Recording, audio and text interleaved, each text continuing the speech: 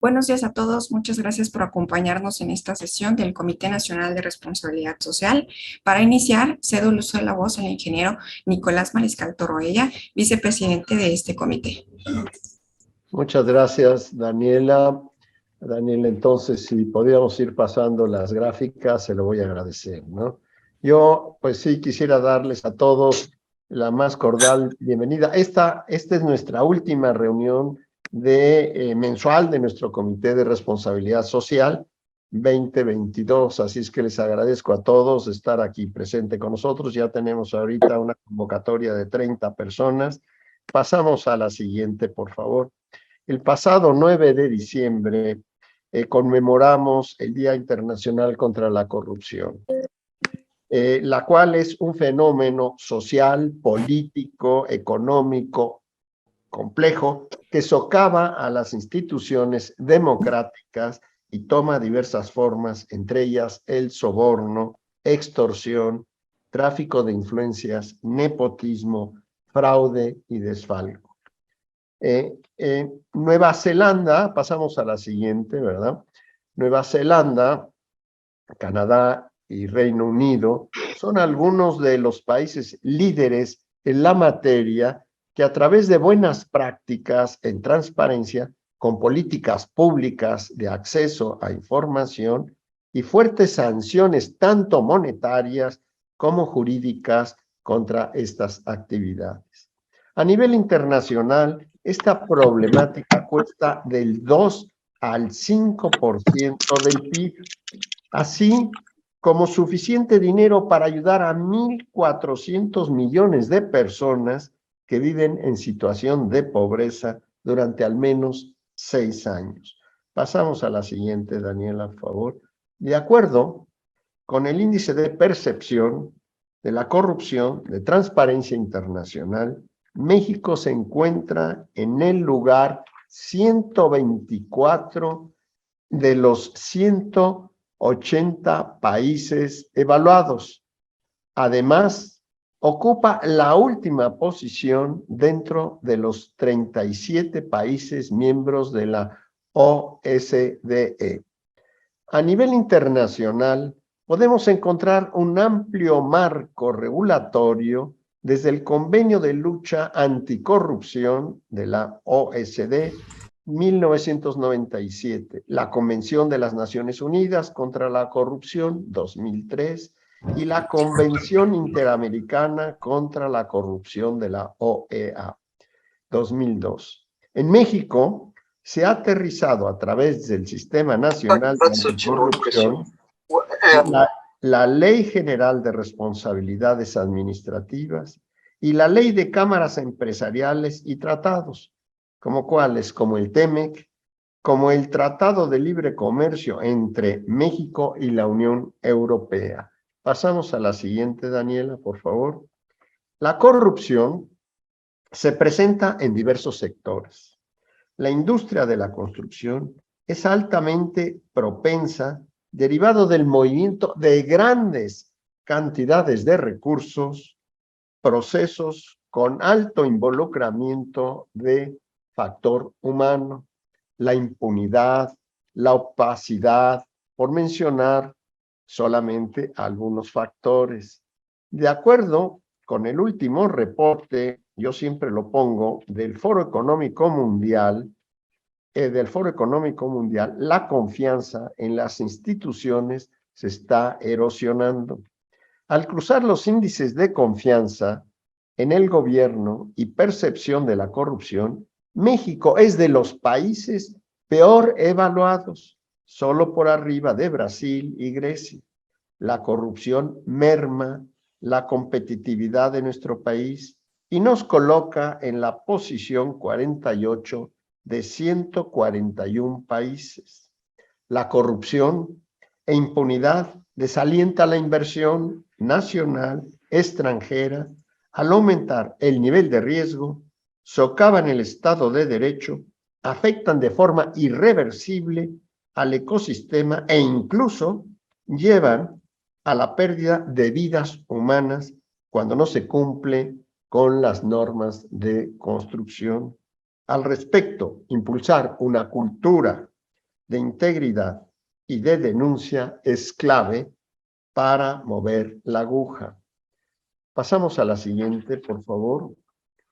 Desde 2015, la Cámara Mexicana de la Industria de la Construcción cuenta con el Observatorio de la Industria de la Construcción, iniciativa que monitorea, analiza, procesa y da seguimiento a la ejecución del presupuesto de egresos de la Federación, el PEF, particularmente en materia de infraestructura. El observatorio cuenta con alianzas estratégicas multisectoriales y presenta resultados que abonan a la transparencia y rendición de cuentas. Por su contribución a la sociedad mexicana, ha sido galardonado como mejor práctica por CONCAMIN. Esta iniciativa la encabeza, aquí está con nosotros, el arquitecto Alfonso Carrillo, quien el día de hoy va a moderar la sesión. Pasamos a la siguiente, por favor, Daniela.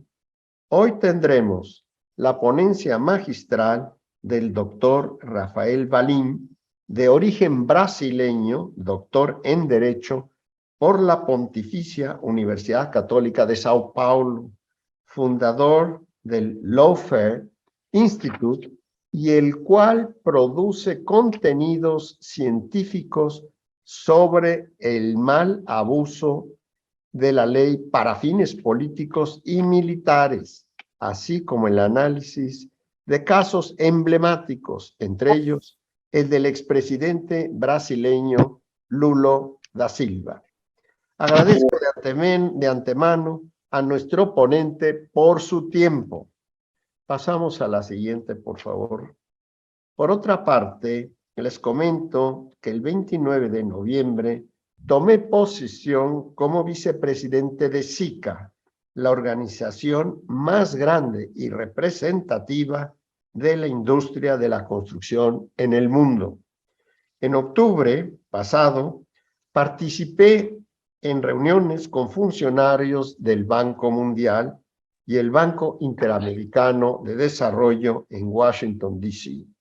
Tratamos innumerables temas, desde el rol del sector privado, el gobierno y la banca multilateral de desarrollo en la inversión de infraestructura, pasando por el análisis de los aspectos socioeconómicos y fiscales de los proyectos de infraestructura, hasta la emisión de bonos verdes y las asociaciones tan importantes público-privadas. Desde este espacio, mi compromiso es promover la ética, la transparencia y la anticorrupción. Pasamos a la siguiente, Daniela.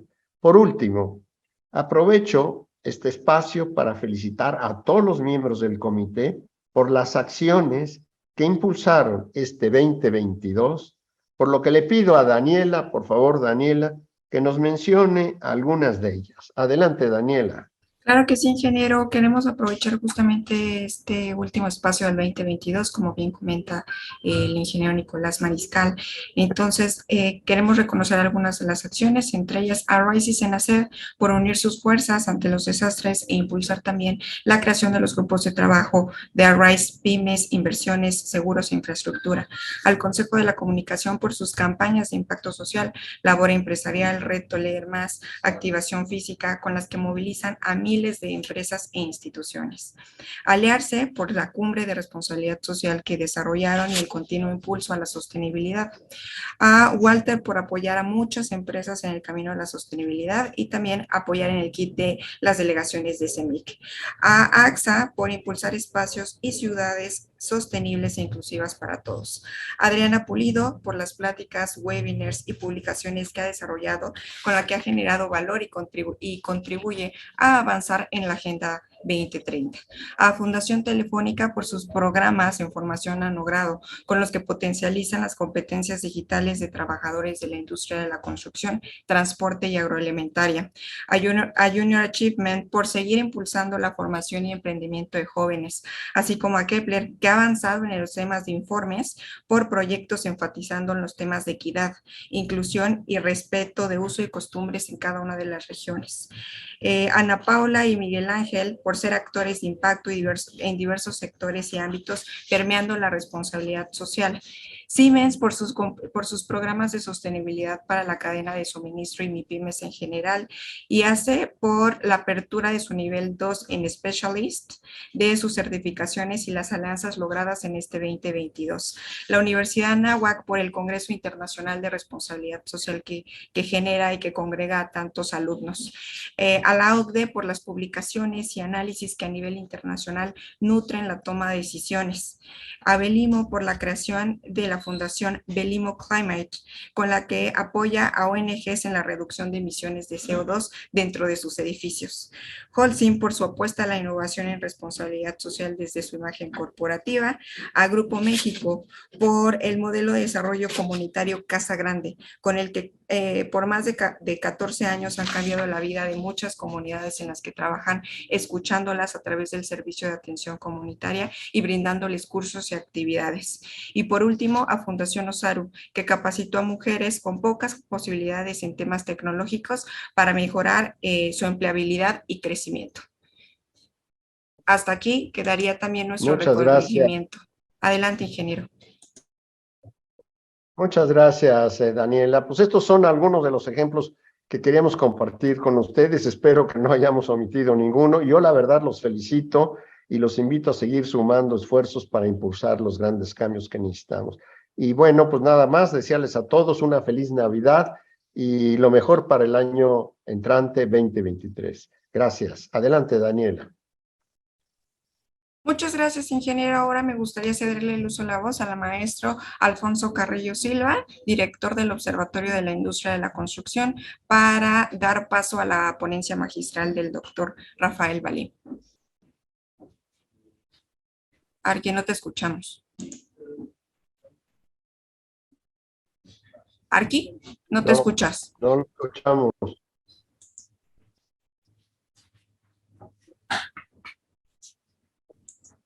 No, tienes todavía el micrófono cerrado.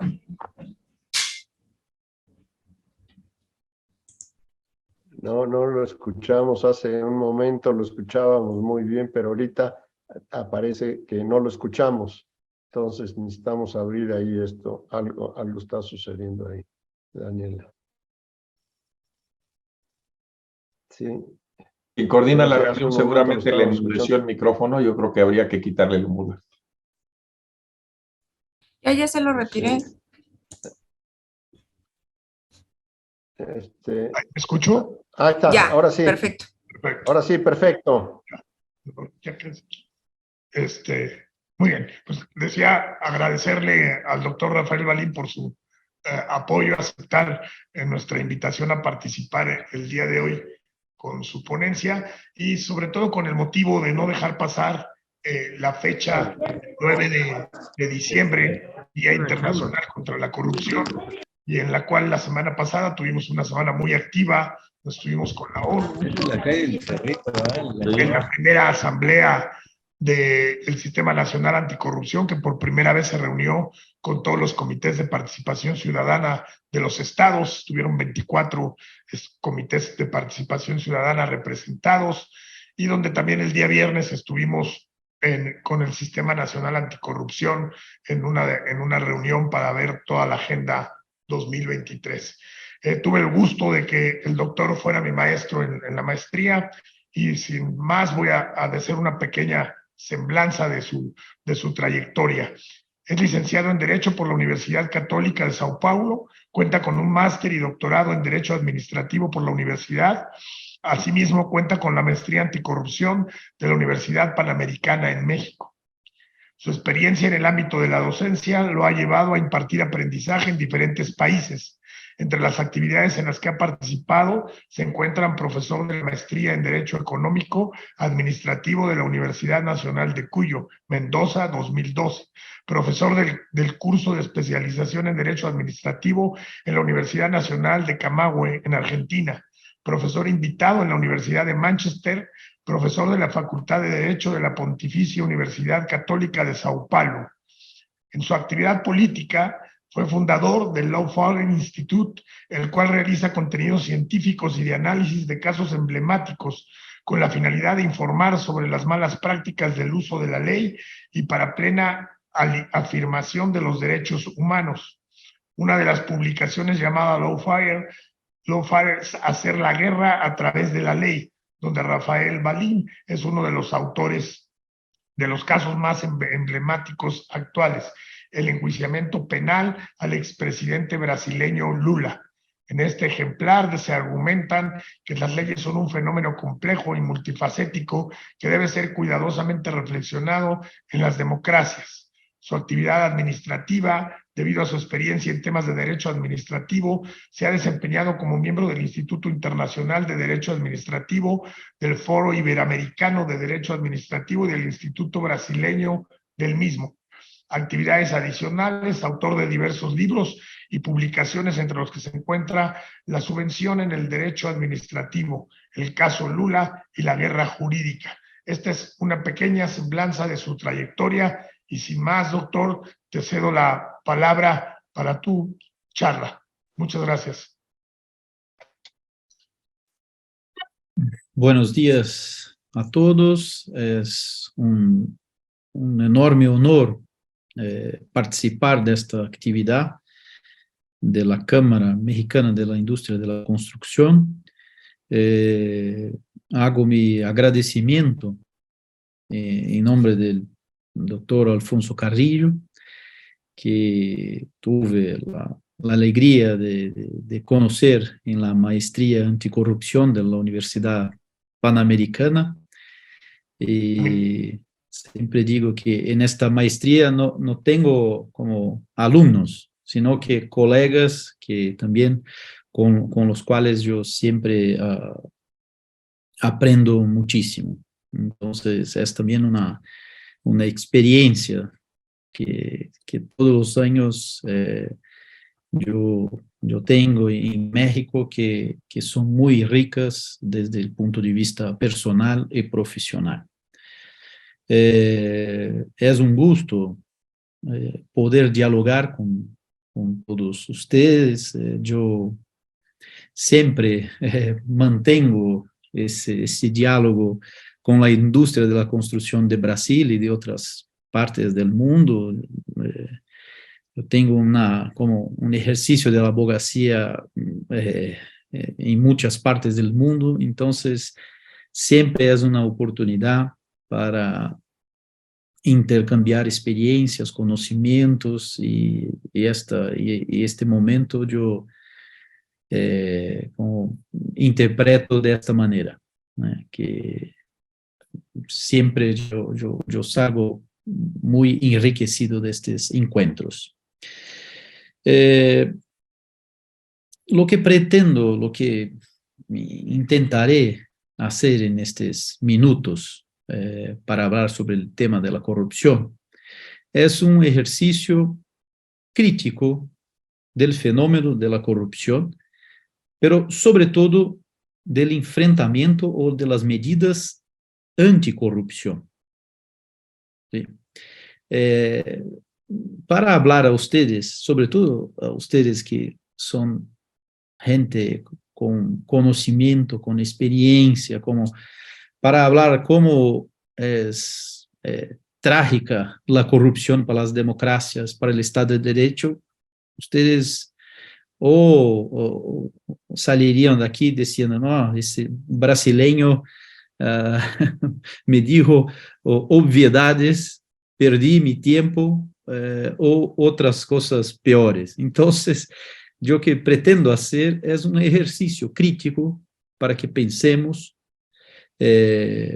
cómo la corrupción, pero sobre todo las medidas anticorrupción, tienen de ser medidas racionales, no moralistas o cualquier cosa de parecidas, sino que medidas racionales para que podamos enfrentar adecuadamente el fenómeno de la corrupción, ¿no? Y eso es particularmente importante en el sector de la construcción. En el sector de la construcción, cuyo sector la incidencia de la corrupción es muy, muy fuerte, por razones que el doctor Nicolás incluso ya ha señalado. Es un sector con grandes oportunidades, ¿no?, para que este fenómeno lamentable ocurra. Muy bien. Una aproximación al concepto de corrupción y cómo debemos interpretarlo. La primera cosa importante a decir es que corrupción o la corrupción aparece con mayor o menor gravedad en todos y en cada uno de los ámbitos de la vida social, ¿no?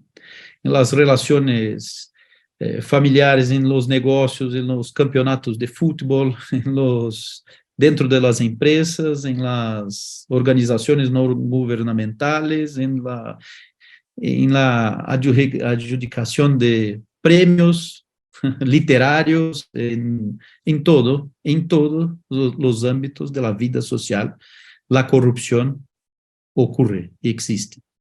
Pero lo que nos interesa particularmente aquí es, y es como el sentido estricto de la corrupción, es la corrupción que implica el ejercicio de una función pública. Y en este sentido, la corrupción siempre reclama dos personajes, un público y un privado. Y este es un primer dato, que no podemos jamás caer en el error de culpar únicamente el sector privado o el sector público en los actos de corrupción. Hay siempre una unión de intereses para que ocurra la corrupción. Los análisis moralistas de la corrupción, en mi criterio, siempre distorsionan el análisis del problema, ¿no? Y ofrecen, como ocurrió en Brasil, un gran riesgo para la democracia y para las empresas. Cuando digo democracia, estoy incluyendo, por supuesto, las empresas que hacen parte de la democracia. Y también tenemos que tener como cuidado con falsas premisas, ¿no? Por ejemplo, y aquí yo acuerdo una lección de Susan Rose Ackerman, que es una profesora de Yale que tiene trabajos sobre corrupción muy importantes. Uno de los errores muy comunes es asociar el tamaño del Estado a la corrupción. Estados grandes, mucha corrupción. Estados pequeños, poca corrupción. Esto científicamente es equivocado. Puede ser una realidad en Latinoamérica, pero si tomamos, por ejemplo, el ejemplo de los estados nórdicos, hay estados muy grandes, muy presentes y que intervienen en el dominio social, económico, y cuyos niveles de corrupción son muy bajos. Entonces, solo para que en Latinoamérica es muy común decir, tenemos que disminuir el tamaño del Estado para como acabar o para disminuir la corrupción. Estas cosas no son, por lo menos, científicamente correctas. Las causas de la corrupción son muchísimas y es muy difícil, como también en términos científicos, determinar cuál es sobre todo la causa de la corrupción. Son múltiples, son como múltiples causas, desde culturales hasta económicas, siempre muy difícil determinar, y los estudios más, como los estudios contemporáneos sobre corrupción, señalan esta dificultad de encontrar las causas, o por lo menos de determinar las causas de la corrupción de una manera, pero algunas características son muy presentes y muy constantes. Una de ellas es la desigualdad social, y también la dificultad ¿cómo yo puedo decir?, de movilidad social. Son causas que siempre como están presentes entre las causas de la corrupción. Pero las consecuencias de la corrupción son muy fáciles de determinar. Entonces, desde el punto de vista social, aumento de las desigualdades, de la inseguridad, todos los males que conocimos y conocemos muy bien en Latinoamérica. Política, consecuencia política, pérdida de confianza en las instituciones. También puede haber una manipulación de la soberanía popular. Económica, reducción de la inversión, reducción de la competencia, aumento de los precios, y medioambiental. Esto lamentablemente asistimos en Brasil, daños ambientales provocados por la corrupción. Nuestra querida Amazonia sufrió muchísimo como en decorrencia de la corrupción del gobierno de Brasil. Muy bien. A partir de este panorama, podemos analizar un poco las medidas anticorrupción en las democracias constitucionales, que me parece un tema que interesa muchísimo a todos ustedes, como de la industria de la construcción, pero interesa también a ustedes como ciudadanos, ¿no? Como ciudadanos que quieren vivir como todos nosotros en una sociedad mejor. Las democracias constitucionales en la contemporaneidad se caracterizan por una articulación entre dos bloques, entre dos ideas clave. De un lado, la regla de la mayoría, que es lo que caracteriza la democracia clásica. O sea, una lógica mayoritaria. Y de otro lado, los derechos fundamentales. O sea, los derechos que son como grandes defensas contra la regla de la mayoría. Son derechos que nadie puede afectar. Ni el Estado, ni otros particulares, nadie puede afectar esos derechos fundamentales. Y dentro de esta grande articulación, la idea, que es clave del Estado de Derecho, de que los medios y los fines del Estado tienen que estar previstos en el ordenamiento jurídico. El orden jurídico tiene que prever no solo los fines, sino que también los medios para la actuación del Estado.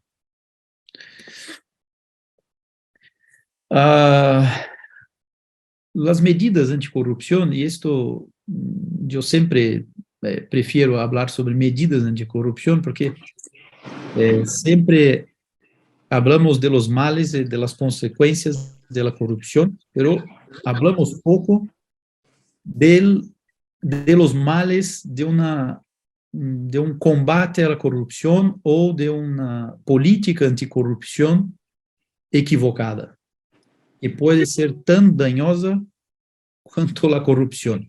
Esta es mi preocupación. Y claro que también es una preocupación que extraída de la reciente experiencia de Brasil, obviamente.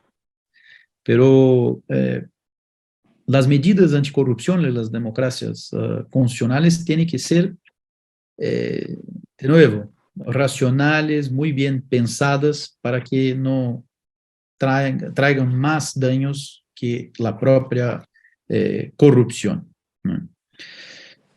De una perspectiva jurídica, y ahí voy a dar distintas perspectivas.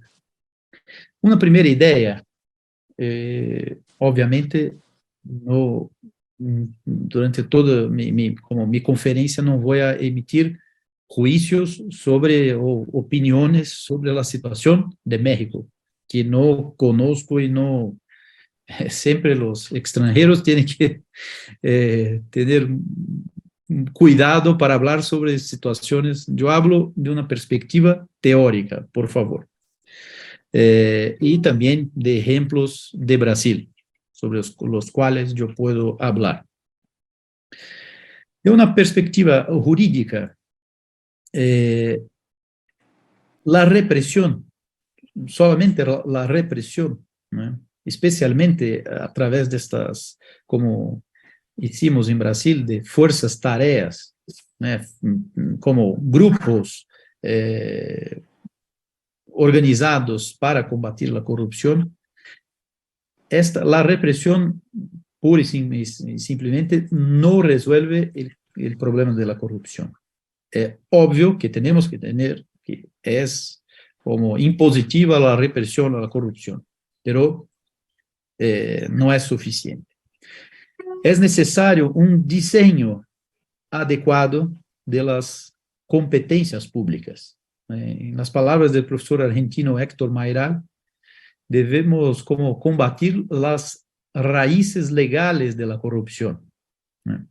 Y dotar el Estado de instrumentos de transparencia y control permanente de las despesas públicas. Esto es, como me parece, como una estructura de combate y de fiscalización es lo más importante en este tema de anticorrupción. De una perspectiva económica, es necesario pensar en el coste de la corrupción y también en el coste de la lucha contra la corrupción. Y esto es particularmente importante para las empresas. ¿Sí? Voy a dar el ejemplo de Brasil. En Brasil tuvimos como que por la operación Lava Jato, tuvimos una pérdida en términos económicos por medidas anticorrupción equivocadas que retrasaron la economía de Brasil como que 20, 30 años. Y los que hicieron la operación Lava Jato siempre decían, no, yo estoy combatiendo la corrupción. Yo no me ocupo de las consecuencias del combate a corrupción. Como si la Constitución de Brasil conferiera a estos agentes públicos el poder de revogar los demás artículos de la corrupción que determinan la defensa de la... solo para dar un ejemplo, hay un artículo de la corrupción que dice que el mercado nacional, el mercado interno es patrimonio nacional. Entonces, la idea es que hay que preservar las empresas nacionales, que es una idea que en Estados Unidos y Europa es una idea que ni es necesario defender. En el caso, por ejemplo, de corrupción contra Boeing y contra grandes casos de corrupción en Estados Unidos, la solución se dio en 2 semanas con duras sanciones a la empresa, mecanismos de compliance, pero con salvaguarda de la empresa, afastando, alejando también los que cometieron actos de corrupción, las personas naturales, los empresarios, pero preservando los activos, que son activos del país, que son muy difíciles de conquistar. Entonces, desde la perspectiva económica, es muy, muy importante reflexionar sobre eso, que las medidas anticorrupción, hay maneras racionales, y esto no significa que estamos siendo como, no sé si esta palabra en español suena bien, pero siendo lenientes, como estamos como siendo amigos de la corrupción. No, es posible. Esto nos enseñan los países desarrollados, que es posible combatir la corrupción y preservar la actividad empresarial, ¿no? Porque, sobre todo en un mundo altamente competitivo como vivimos, también las medidas anticorrupción pueden convertirse en armas geopolíticas, ¿no? Muy bien. Para ilustrar lo que estoy diciendo, les doy el ejemplo de Boeing, ¿no? Que hay un libro muy interesante que se llama Fighting Corruption in Public Procurement, un libro muy, muy interesante que explica este caso de Boeing, y dice que en 2004 la inhabilitación de Boeing, que es la prohibición de contratar con el Estado estadounidense, ¿no? Fue rápidamente anulada debido al aumento de precios que sufrió el Departamento de Defensa como consecuencia de la inhabilitación, ¿no? Y el mismo problema con IBM, que también tuvo un problema de corrupción y fue prontamente resuelto por razones económicas, ¿no? Pero en Latinoamérica tenemos una gran dificultad para pensar en estos términos, como que tenemos que destruir todo, y sabemos que muchas veces destruimos todo y las cosas siguen iguales, ¿no? Pero con con menos actividad económica y con más apertura para empresas internacionales ingresando en Latinoamérica. Solo para, doctor Nicolás, acordar un poco de Sergio Moro. Él decía que como el policía que descubre el cadáver no es culpable del asesinato. Él decía un poco esta idea, con la cual yo naturalmente no estoy de acuerdo, ¿no? Que por lo menos en Brasil la preocupación con el pleno empleo, con la economía, debe estar presente, y no son normas cogentes, normas imponibles, vigentes, que también deben ser observadas incluso por los agentes de persecución, ¿no? De una perspectiva política, las medidas anticorrupción pueden también causar distorsiones en la dinámica democrática, a través de la, entre comillas, santificación y demonización fraudulenta de los actores políticos. En Brasil ocurrió esto que estoy diciendo, que muchas veces las medidas anticorrupción, si no bien hechas, pueden causar esa distorsión. Pueden señalar que determinados políticos son honestos, son dignos de confianza, y otros no, pero de una manera fraudulenta. Esto es muy, muy difícil y muy complicado. Esto también puede ser, lo mismo puede ocurrir en relación a las empresas, ¿no? Con persecuciones ilegales que generan una distorsión en la competencia, obviamente. Y, en segundo lugar, pueden generar también una incredulidad generalizada en la actividad política, ¿no?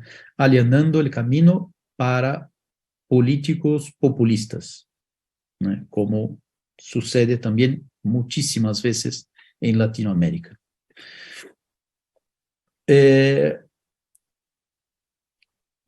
Por fin, yo señalo, no sé si en México esto es presente, pero en Brasil, después de Lava Jato, es un tema relevante. Me parece un tema relevante en todas las partes, pero en algunos países no cobraron todavía conciencia de esto. Que es la perspectiva geopolítica de las medidas anticorrupción. Sabemos que en Estados Unidos hay una política anticorrupción de naturaleza extraterritorial que afecta prácticamente todas las partes del mundo, y que también por veces distorsionan la lógica económica y la competencia entre los países. Un país como Francia, por ejemplo, que yo acabo de volver de un periodo dando clases en Francia, es un tema muy que preocupa muchísimo los franceses, porque ven que sus empresas están siendo seriamente afectadas por la política anticorrupción de Estados Unidos, ¿no? Y hay varios libros, incluso en Francia hay como un relatorio de la propia Asamblea Nacional de Francia sobre este tema. Después, quien tiene interés sobre ese tema, después puedo obviamente pasar todas esas informaciones, pasar todos esos datos a través del doctor Alfonso. Muy bien. Dentro de esta idea, y por favor, Alfonso, me diga cuando tengo que parar de hablar, por favor. Fue dentro de esta idea y de estas preocupaciones que hace algunos años yo, al lado de otros dos colegas, creé, desarrollé esta teoría de lawfare que el doctor Alfonso ha mencionado. ¿Y qué es eso? Que me parece importante, un concepto importante para que los empresarios de las empresas conozcan. Esa es la idea de que el derecho, en lugar de ser, que es la vocación del derecho, un instrumento a servicio de la paz, de la resolución pacífica de los conflictos dentro de la sociedad, se convierta en un arma de destrucción de enemigos. Y miren, aquí, por favor, no hago ningún juicio, ninguna opinión, ninguna ideológica, como, el uso contra la derecha, la izquierda, esto no me interesa en absoluto, ¿sí? Esto, tenemos muchos casos del uso estratégico del derecho para destruir gente de la izquierda, gente de la derecha. En este caso aquí me interesa llamar la atención para este fenómeno, sobre todo contra las empresas, que es algo también que sucede todos los días. Por ejemplo, en este libro que publiqué, que ya tiene muchas ediciones en italiano, en español, en inglés, en muchas partes del mundo, Uno de los casos que analizamos es el caso de Siemens, un caso muy, muy conocido, ¿no? Entonces, este concepto del uso estratégico del derecho, y cuando digo estratégico, es en el sentido como original de estrategia, como ciencia de la guerra. Entonces, el uso del derecho para fines de deslegitimar, perjudicar o aniquilar a un enemigo es como una visión externa del derecho, una visión del derecho desde afuera que puede ayudar muchísimo los agentes económicos y obviamente los agentes políticos a comprender mucho de lo que se pasa no solo en Latinoamérica, pero también en otras partes del mundo. Y también pensar formas de evitar ese fenómeno, ¿no? Siempre digo que el derecho, las estructuras jurídicas, tienen que garantizar el libre ejercicio de la economía y de la política.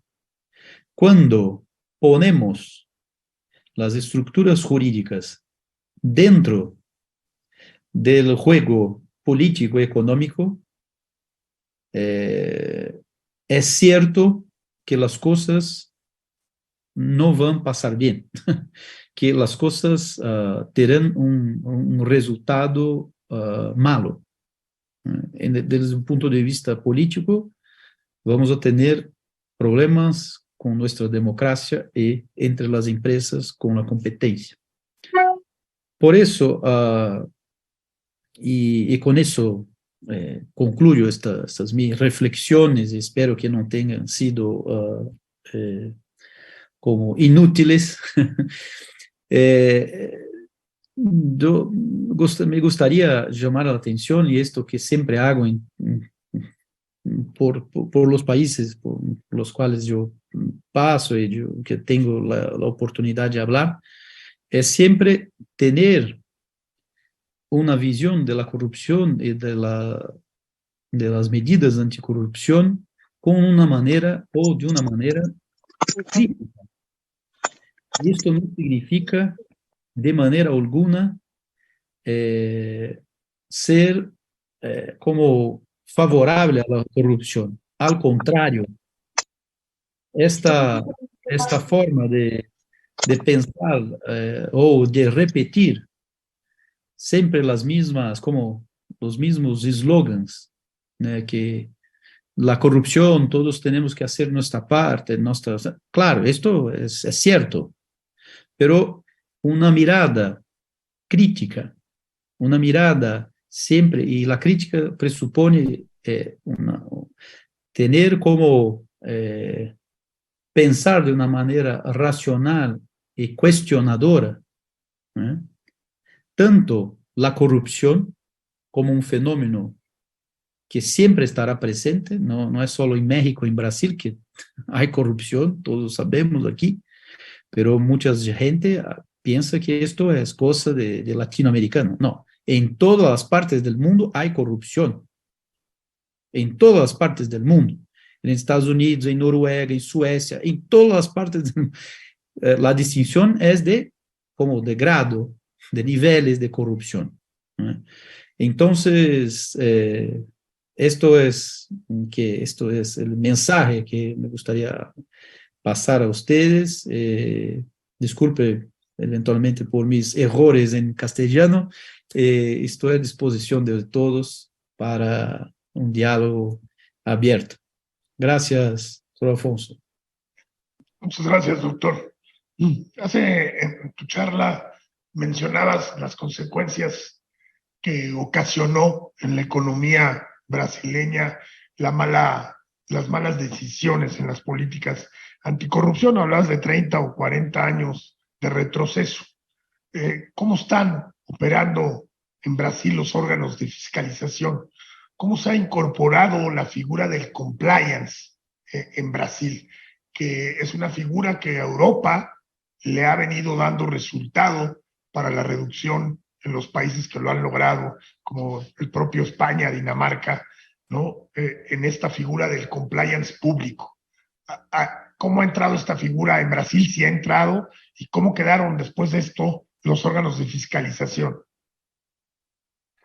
Muy bien, es una buenísima pregunta, porque me permite también explicar lo que pasó en Brasil, que es que prueba lo que acabo de decirles, ¿no?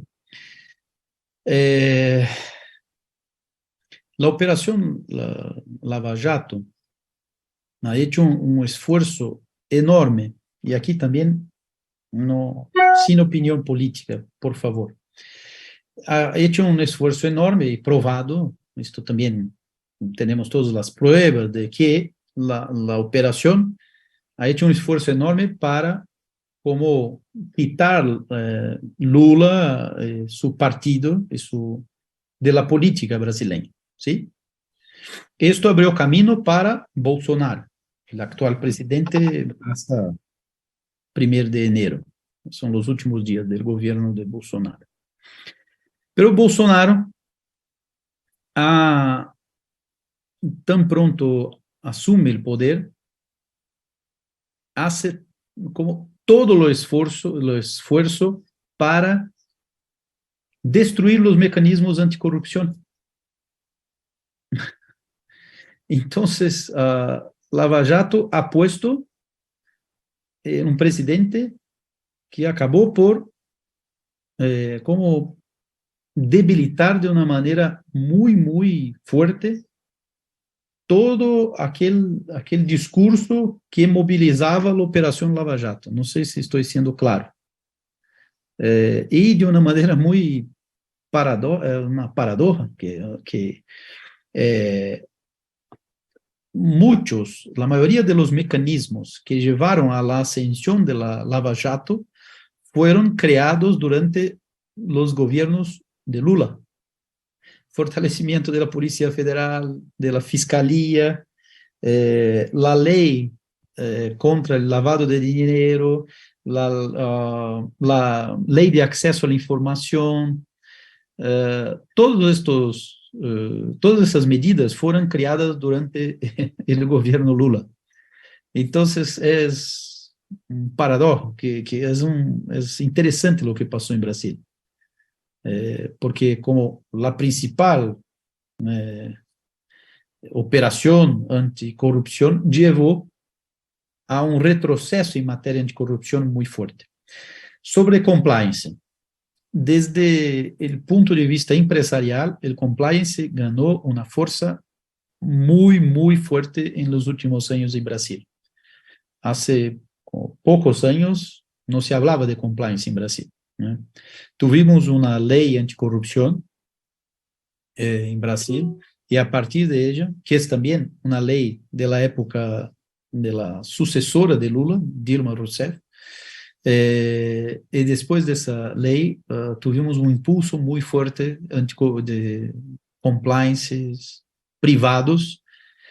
Hoy se habla también de compliance público dentro del Estado, pero dentro de las empresas, sobre todo las empresas que mantienen relaciones con el Estado, es muy, muy fuerte, incluso con impactos en la legislación de licitaciones públicas y todo eso.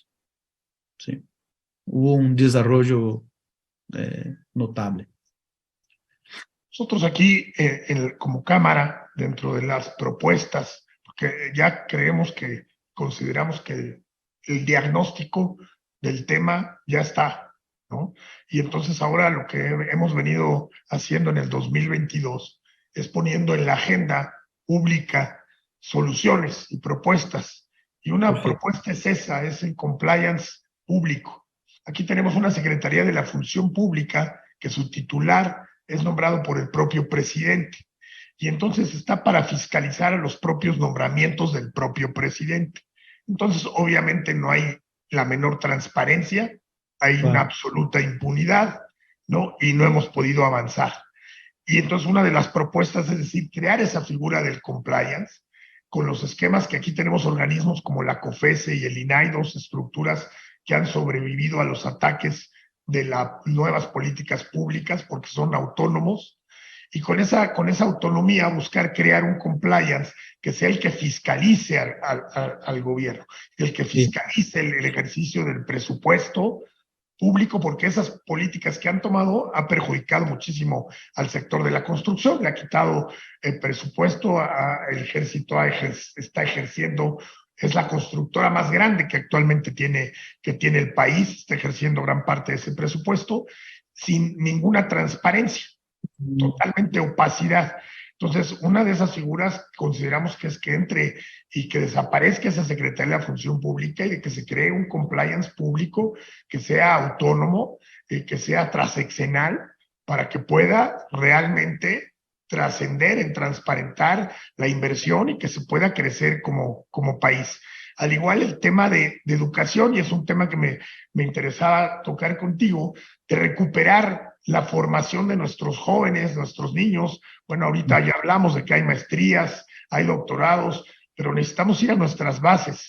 Y ahí, ¿qué política, como consecuencia de todo esto que vivieron, cuál fue la política pública que siguieron como sistema educativo, formativo, para recuperar en nuestros niños, jóvenes, y obviamente en la ética empresarial, pues estos valores de ética, integridad y honestidad?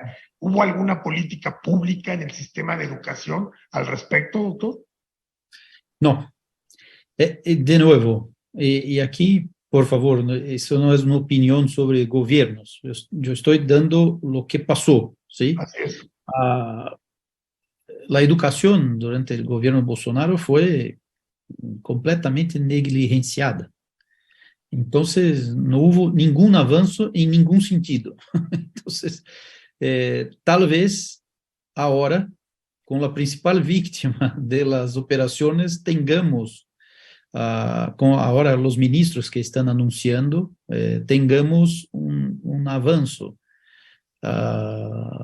Tal vez tengamos un avance en ese sentido, pero faltan, yo estoy de acuerdo, esfuerzos para poner esta...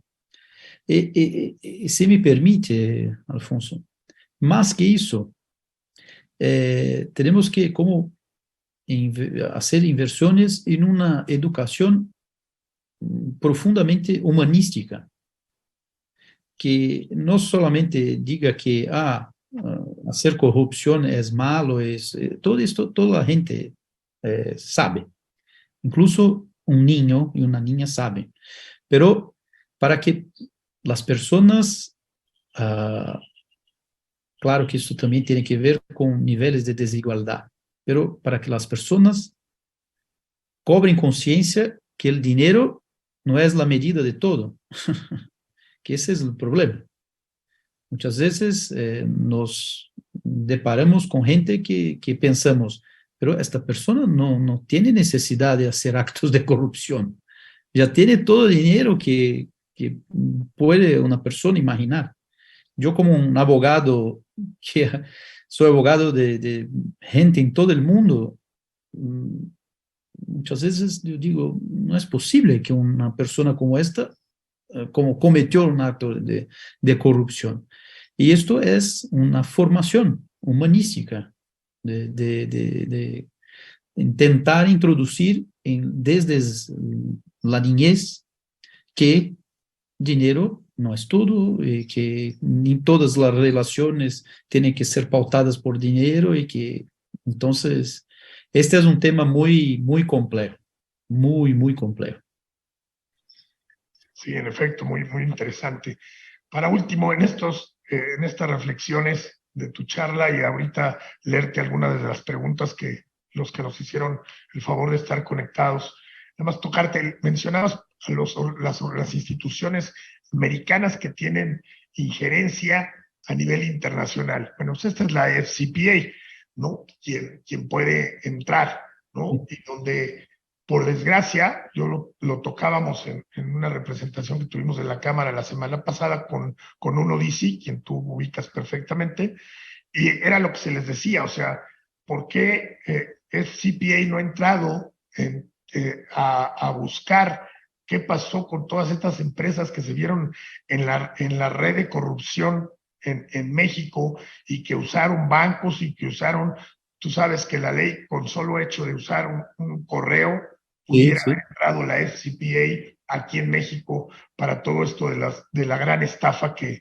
hubo. Y aquí es donde entra la voluntad política, ¿no? O sea, ¿a dónde le interesa a Estados Unidos entrar? ¿Dónde ve una recuperación de activos importante? Porque de lo que recuperan, ellos se quedan con un porcentaje muy alto, que es algo que yo considero que es una área de oportunidad en la parte de las leyes internacionales y los tratados, de donde se le permita al país afectado quedarse con un mayor porcentaje para que pueda reinvertirlo en estos esquemas preventivos de corrupción. Ahí, ¿cómo se ha dado? Fue fundamental, obviamente. Si no entra la FCPA, no sé qué hubiera pasado, por ejemplo, con el caso de Odebrecht, ¿no?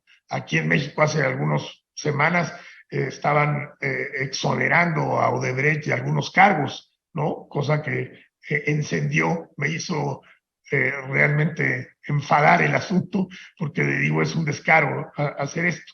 Pero sí veo esa falta de interés en muchas veces en la FCPA. ¿A ustedes cómo les quedó? ¿Cuáles son los hechos que tuvieron con ellos después de todo el proceso que se ha vivido y donde en otros países hay un número importante de gente ya encarcelada? Sin embargo, aquí en México la FCPA no ha participado y no tenemos a nadie formalmente preso.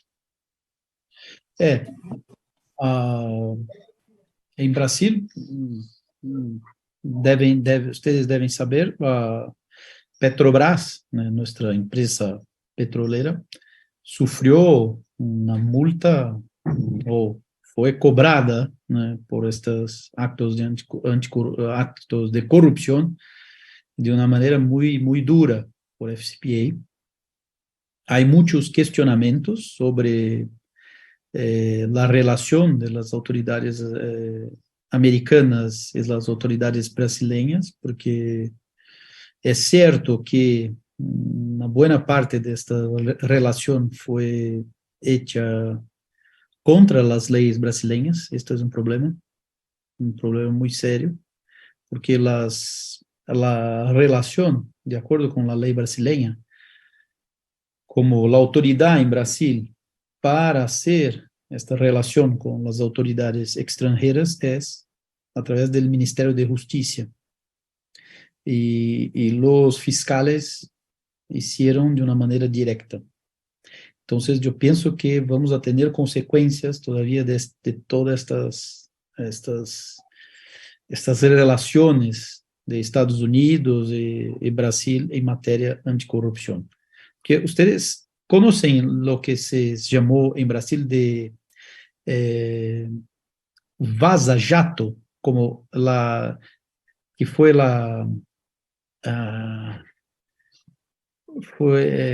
¿cómo yo puedo explicar? Como un escándalo de las conversaciones entre los fiscales, el juez. ¿Conocen eso, no? Un hacker logró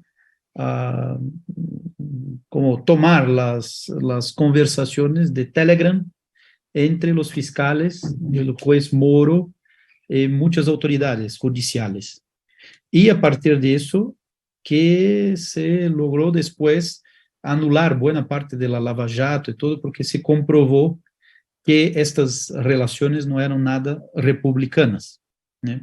Y en esos mensajes también se revelaron también muchos aspectos de la relación de las autoridades brasileñas con Estados Unidos también, ¿no? Y en muchos casos revelando también esta característica geopolítica de esta relación, ¿no? Pero es un punto importante, muy importante. Muy bien, doctor. Tenemos aquí, te voy a hacer dos preguntas en este bloque que nos hacen que nos honra ahí con su presencia. ¿Cuáles son algunas de las lecciones de los países que lograron reducir sus niveles de corrupción, como algunas naciones europeas? Otra, en México se trató de combatir la corrupción dándole autonomía a muchas instituciones, como a la Fiscalía. Sin embargo, ha sido difícil hacerla realidad. ¿Cuáles son sus pensamientos al respecto? Muy bien. Me parece que, como he dicho en mi exposición, las principales medidas son medidas estructurales, entre las cuales una fiscalía independiente, ¿no? Esto es fundamental para enfrentar la corrupción, ¿no? Pero medidas de transparencia, de fiscalización constante del presupuesto, todo eso es fundamental para el enfrentamiento de la corrupción. Y, claro, medidas también para apertura del mercado, para que el mercado se desarrolle en términos abiertos de competencia plena,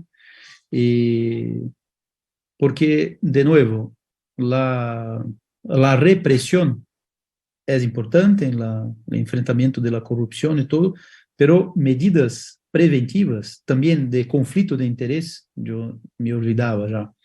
No sé si en México hay una ley de conflicto de intereses, que es también muy importante, porque es una ley que procura evitar que se dé oportunidad de actos de corrupción, ¿no? Entonces, estas medidas estructurales, como este conjunto de medidas estructurales de combate a corrupción, me parece lo más importante. Sí, tocas el tema importante de la parte de conflicto de interés, y es algo en lo que, por ejemplo, el sector empresarial, desde sus más altas cúpulas, nosotros como Cámara ya de la industria de la construcción, hemos buscado hacer entender esa parte del conflicto de interés que es, ¿no? Y que es un elemento preventivo precisamente para evitar actos de corrupción. Y no es que haya el acto de corrupción en el conflicto de interés, ¿no? Entonces, hay mucho que trabajar con esa parte, y en el sector privado permearlo es fundamental. Tenemos otra pregunta.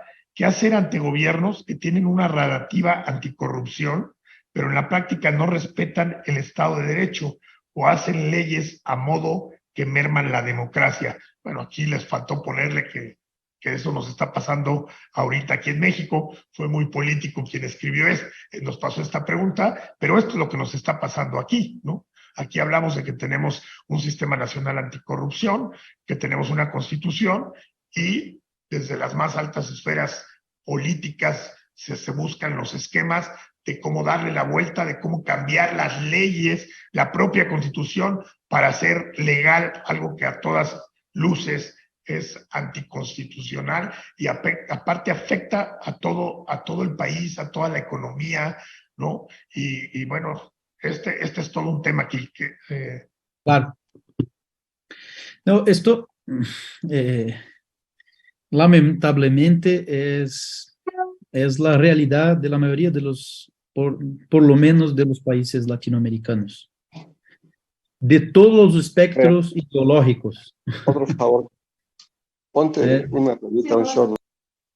De todos los espectros ideológicos, de derecha, de izquierda, entonces, por eso que yo insisto, y me perdonen, de esta perspectiva crítica del tema de la corrupción, que no tiene nada que ver con ideología. Es claro que siempre el tema de la corrupción tendrá trascendencia política. Es un tema político, en el sentido que interesa al debate público. En ese sentido, será siempre político. Es un tema clave de la democracia. Y no podemos como evitar es que político siempre da una idea de que de política, como de política partidaria, de entrar en el juego partidario, político, en un sentido de política tenemos ese sentido también en Brasil, como esto es político, esto es como, no vale ingresar en un sector donde no hay consenso, donde no, es imposible hacer consensos, ¿no? Pero la política o esta manipulación del discurso anticorrupción es un mal común de Latinoamérica. Fue lo que vivimos en los últimos 4 años en Brasil. Se escucha hoy Bolsonaro diciendo, después de tantos escándalos de anticorrupción, él dice que no ha como habido ningún caso de corrupción, ni mismo sospechas de corrupción en su gobierno. Tal vez escuchan lo mismo en México de otro lado ideológico. Y así vamos. Entonces es una manipulación completa. Por eso que la sociedad tiene que organizarse como hacen muy bien aquí en la Cámara, para, en primer lugar, para como, no sé si esa es la palabra, desmascarar, ¿no? Desmascarar. Esto para desmascarar esta falacia o esta mentira de la anticorrupción y todo, es en el debate público y tiene que insistir todos los días. No hay otra forma, ¿no? Es en el debate público que se vence esta batalla, ¿no? Sí, así es. Esa es la labor que tenemos y que nos ha encargado nuestro presidente. Es en cualquier foro que estemos, estar siendo reiterativos con estos temas que estamos viviendo, poniéndole nombre y apellido a las cosas, ¿no? Porque no pasa nada. Y bueno, pues como Cámara y él como líder, como presidente, pues es la responsabilidad de buscar en nuestros afiliados hacer esa conciencia de que tenemos que desenmascarar precisamente, o sea, transparentar todo esto si queremos tener algún cambio. Tenemos otra pregunta. ¿Qué opina de la política francesa de la riqueza visible para juzgar a los políticos? Se comprendo bien,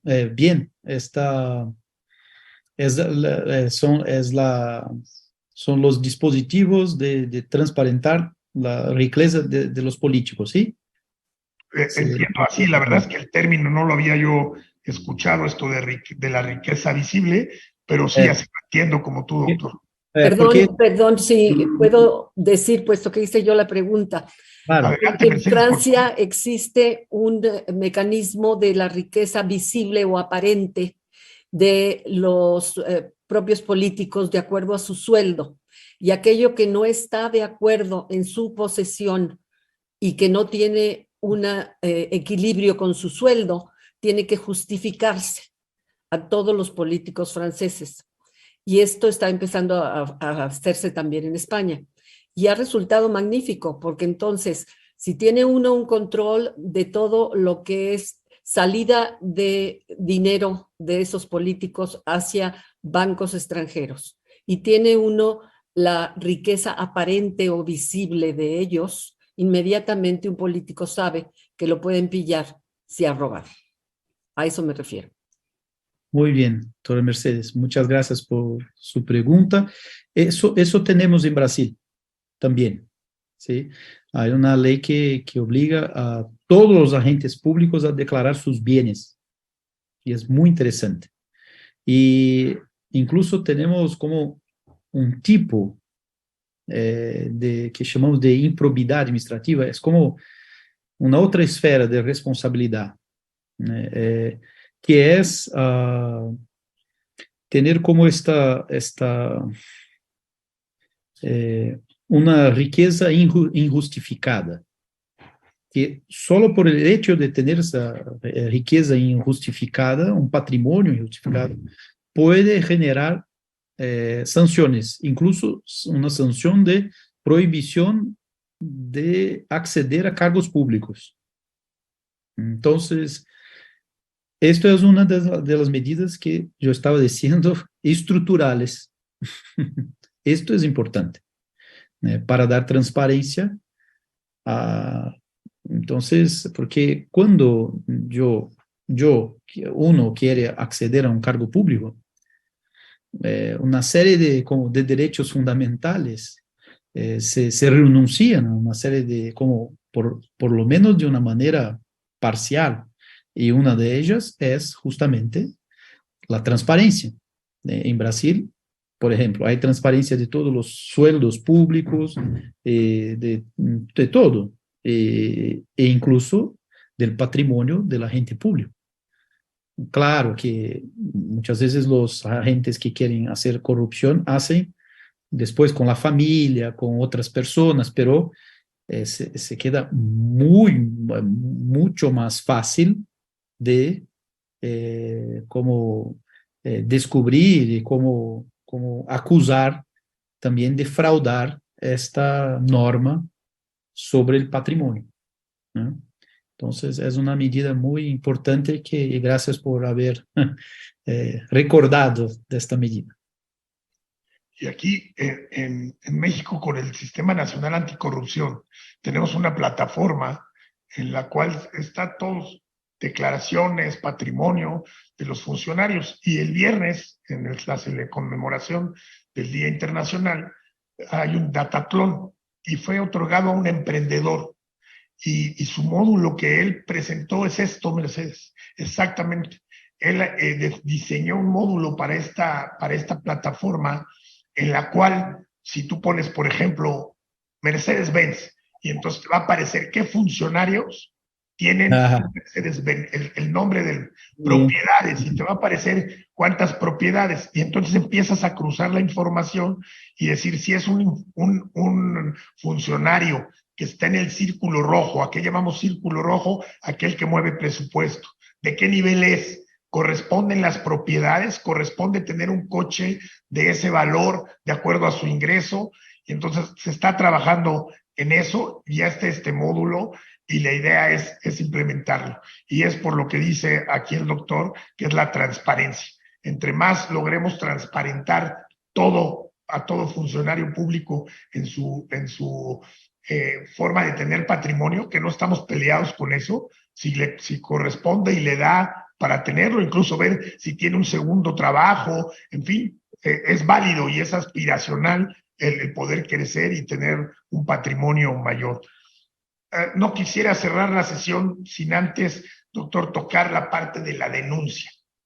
Un tema donde aquí venimos trabajando en México y hemos participado como Cámara en crear una ley de protección al denunciante, una ley que permita ese anonimato y que permita realmente tanto denunciar un hecho como alertar de algún hecho, ¿no?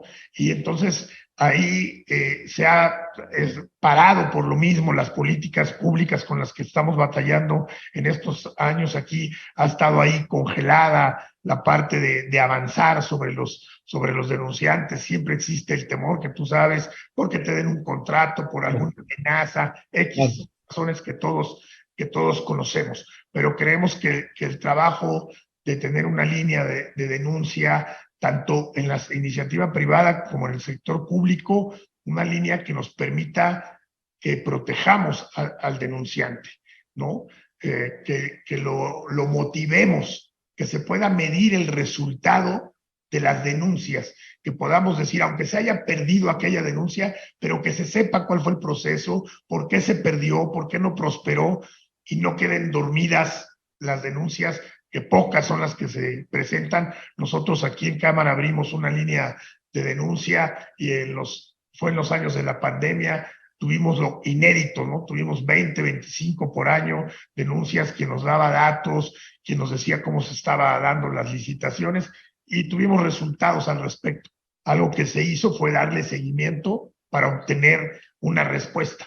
Esta parte, ¿cómo está operando esta parte de la denuncia en Brasil? ¿Cuál es tu opinión al respecto? Muy bien. Esto es otro tema muy, muy importante, pero también llamo la atención para un hecho, que en materia de denuncia es fundamental exigir que las denuncias sean como fundadas, sean como acompañadas de elementos de prueba, para que no tengamos una república de las denuncias, movida por denuncias que después dañan a empresas serias, dañan políticos serios, y todo eso. Fue lo que pasó en Brasil. Denuncias, denuncias, denuncias. Una empresa que quería destruir otra empresa denunciaba, no tenía elementos de prueba. Los fiscales hacían como medidas cautelares, prisiones, y después eran como inocentados. Y ahí no hay cómo recuperar la credibilidad, la reputación, el patrimonio. Entonces, esto incluso motivó una edición o uno de los dispositivos de una ley de abuso de autoridad en Brasil es justamente de eso. Como vamos a garantizar el anonimato, garantizar la protección del denunciante, pero estas denuncias tienen que revestirse de determinados requisitos. Si no, yo puedo también afectar otras cosas. Entonces, de nuevo, por eso siempre ponderar las cosas en materia anticorrupción, para que muchas veces, como la medicina, no sea tan fuerte que mate a aquel que está enfermo. Claro. Muchas gracias, doctor. Aquí hay una pregunta, comentario que me voy a permitir responder, sobre todo por el trabajo que está haciendo la Cámara. La Cámara sí tiene, bueno, la ONU tiene un brazo, que es UNODC, que es la parte de anticorrupción, en su más amplio factor. Si bien en los ODS está en uno de ellos, sí hay una política muy fuerte y se está trabajando, y la Cámara está participando con UNODC, con la Embajada de Reino Unido, con la Embajada Alemana, con PNUD, con USAID, y estamos trabajando en mesas con el tema de anticorrupción en forma muy puntual, pero con soluciones. Hoy día ya no estamos criticando, ya no estamos diciendo cuánto representa del PIB, no, ya estamos tratando de presentar soluciones, las cuales en los tiempos políticos que vivimos no son muy fáciles de que cambien, pero sí hay un trabajo de la ONU, está ya también en nuestro tratado de libre comercio que no estaba, está como un punto la parte de anticorrupción, y sí se considera para quien nos hizo ese comentario. Doctor, no me queda, nos gusta, como bien decía nuestro vicepresidente, el ingeniero Nicolás Mariscal, que las cosas terminen en tiempo, inician en tiempo, ¿no? Me queda más que agradecerte por tu charla, tu diálogo, transmitirnos tu experiencia, ¿no? Y bien, como bien dices, hablaste sobre hechos, sobre realidades no ideológicas, y eso nos enriquece mucho. Te agradezco que hayas aceptado la primera invitación, que espero que sea de muchas, que podamos estar en contacto, y todo lo que transmites con tu experiencia, como bien dices, tienes una experiencia de diferentes países, diferentes, que tu profesión, la excelente labor que haces como abogado te ha permitido tener clientes en diferentes partes del mundo, y eso es muy rico, y a nosotros nos ha permitido conocerlo, cosa que te agradezco muchísimo. Le regreso la voz a Dani. Muchas gracias. Muchas gracias. Ahora, para el cierre, le cedo el uso de la voz al ingeniero Nicolás Mariscal Torroella, vicepresidente de este comité, y les voy a compartir la evaluación de la sesión pidiendo su amable apoyo para responderle.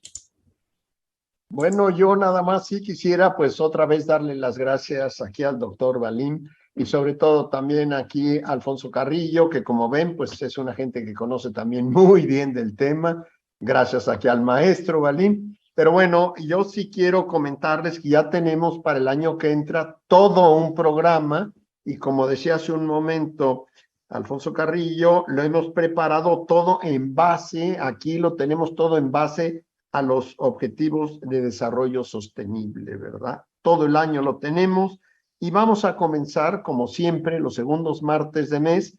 En este caso, el día 10 de enero, que es el próximo, estaremos hablando sobre la COP27. Es un tema fundamental. Yo estaré asistiendo al Foro Económico Mundial y estoy viendo que este tema del cambio climático es importantísimo a nivel global y allá le van a dar mucha importancia y yo creo que todo el mundo le estamos dando importancia a este tema. Pues no me queda más que agradecer y como he comentado desde el principio, empezamos a tiempo y terminamos a tiempo. Eso dice la responsabilidad social y les deseo a todos una feliz Navidad y lo mejor para el año 2023 y que sea mejor que este año. Muchas gracias a todos. Muchas gracias. Hasta pronto. Hasta pronto.